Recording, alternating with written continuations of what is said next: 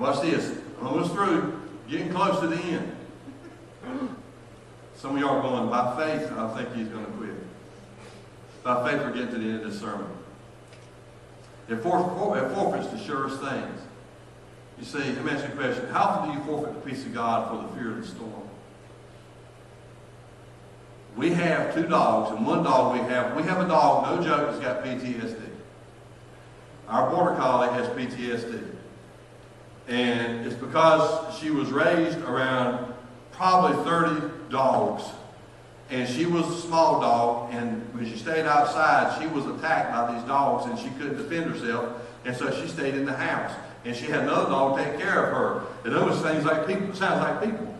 So here's this dog. Whenever the dog would go out, it seemed like the other dogs would try to take advantage of her. And when we got this dog, she even had marks on her where she'd been bit and where she'd been scratched by the other dogs. And so we've had this dog now for years. And this dog, it took a while for we can get our hands on it. This dog's fine now. The dog's loving. It's a beautiful dog. It's like a little show dog. You know, it's a border collie, got a big old fluffy tail. And she got into some paint on the back of her tail. So she was walking through the yard the other day, bouncing like Pepe Le Pew. And she had paint on her tail. And I said that if Pepe Le Pew was out here, he would have every time with that dog. This morning, I heard the rain. I was sitting on the couch working on this sermon, and I heard the rain. And just before I heard the rain, I saw and the dog sitting at my feet. Just before I heard the rain, the dog looked up out the window with this terrified look. Then I heard the rain, and then the dog started running around in circles.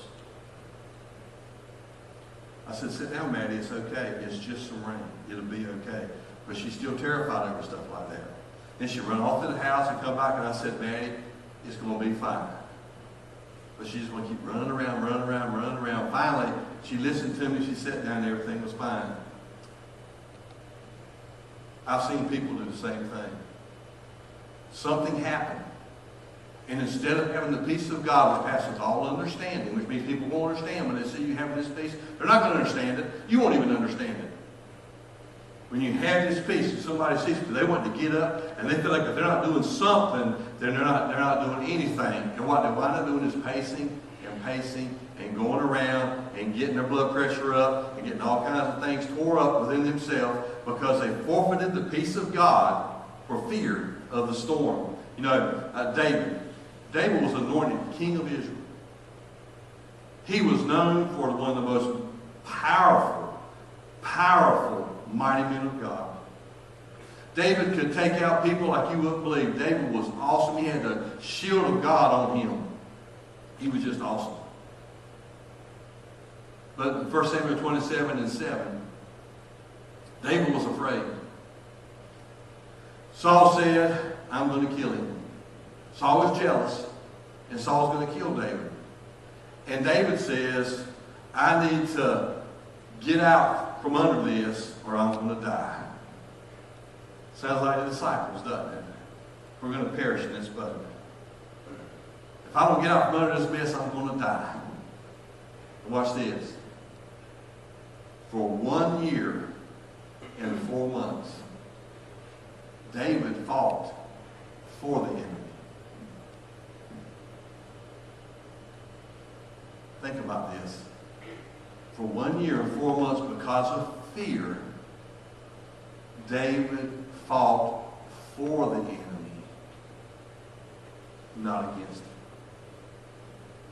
Some of you in here right now, please listen carefully. You don't understand, you don't see it right now. One day God will open your eyes and you'll see it.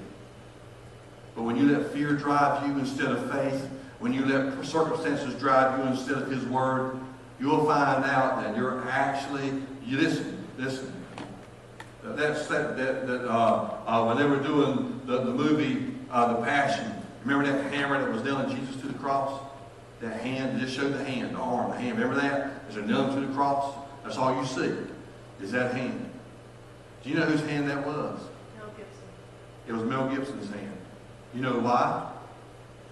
Because he said, "I put him on that cross." And then there's this song by I can't think of his name right now, but it's The Hammer. And in the hammer, he said he saw the man hammering, and he looked and he realized the hammer was in his own hand. This right here is worth the price of admission. Take your hand off the fire. Fear will cause you to make it bigger and stronger than it really was. And fear can make you make a mountain out of a molehill. And fear can cause you to do some things that later you said, I wish I had never done that. Man. David, do you think David was proud that he had fought for the enemy for a year and a half? Does it even make sense? And so he comes back from battle one day. When he comes back from battle one day, he finds out there's some more enemy coming, taking all the women, all the children, and his mighty men, the guys that would fight with him to the death.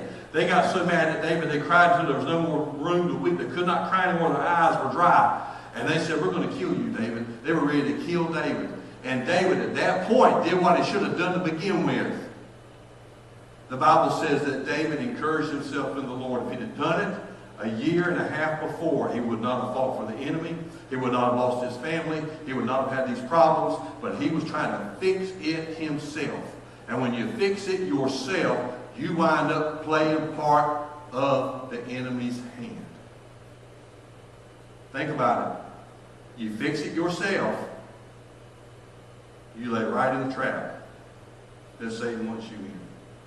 So, for a year and a half, he's fighting. But when he encourages himself in the Lord, he gets back everything he lost. But not only that, watch this. Look.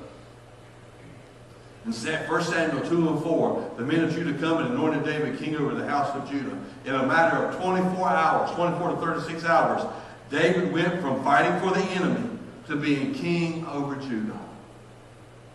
Wow. Fear had him fighting for the enemy. Your fear is, listen, y'all would think I was stupid if I was sitting here beating myself in the face, wouldn't you? That guy's lost his mind. Or stomping my own toe. Or kicking myself in the leg. You say that guy's lost his ever-loving mind. But when fear gets a hold of you, you are your own worst enemy.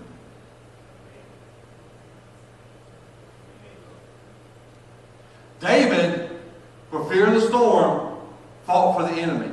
Then once David encouraged himself in the Lord, he was anointed king. Some of y'all right now, if you can find a way to encourage yourself in the Lord, your life would change overnight. His was changed overnight. Yours can change overnight if you can learn to let fear quit driving you. So now, watch this. Now I really am just about through.